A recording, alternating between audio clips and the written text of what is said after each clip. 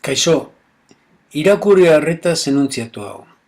Gelditu bideo amune batean. Grafiko bat egingo zenuk, ezta?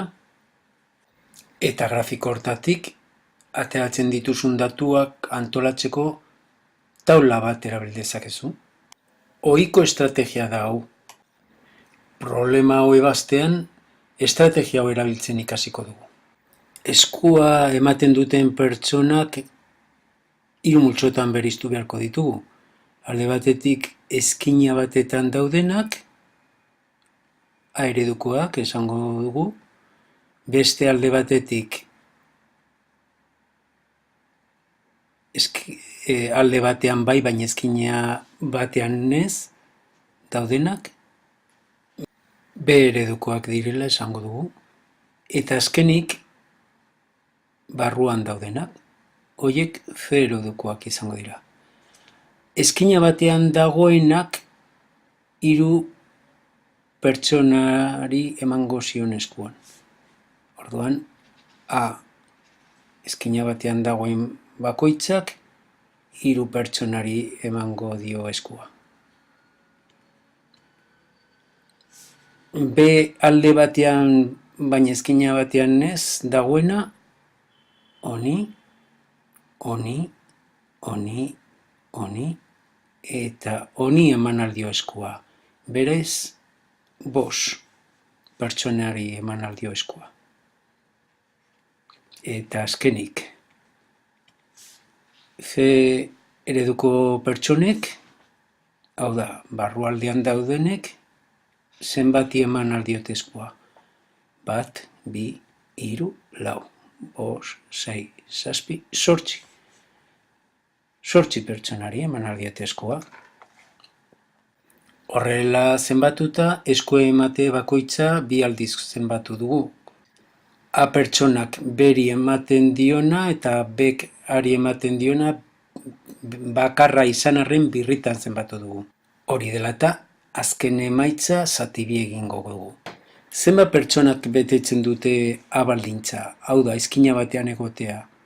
1, 2, 3 eta 4. 4 eskina daude, 4 pertsona dira. Eta B egoeran zenbat pertsona dago?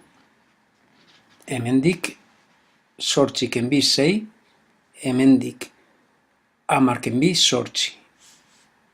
Beraz, 8 bider bi gehi 6 bider bi. Guztira 28 pertsona. Eta ze egoeran daudena zeintzu dira? Gainontzekoak. Eta zenbat dira gainontzekoak? Guztira zenbat pertsona dago? 8 bider 10, ezta?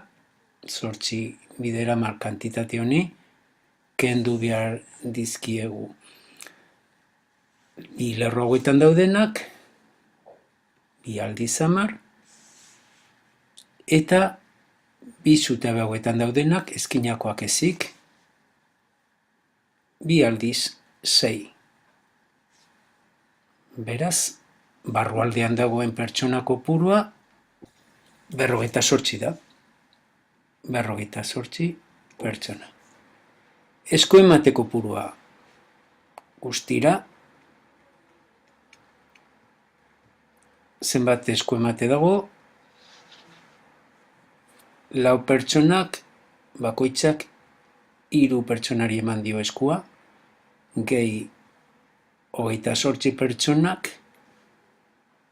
bakoitzak 5 pertsonari eman dio eskua, gehi 58 pertsonak bakoitzak 8 pertsonari eman dio eskua.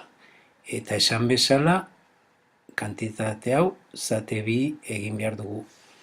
Zergatik, esku emate kopurua birritan zenbatu dugulako.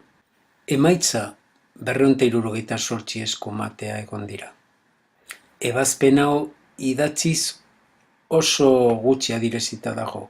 Osatu beharko genuke, bai marrazkien bidez, bai taula ondo osatuz. Eta ebazpen prozesua esaldien bidez azaltzea guztiz ondo argituta utziko zuen problema. Zure eskuetan uzten dut prozesuaren azalpen guztia. Hemen duzu problema berri bat. Irakurri arretaz. Konturatu zara segida bati buruz hitz egiten ari garela? Ebatzi.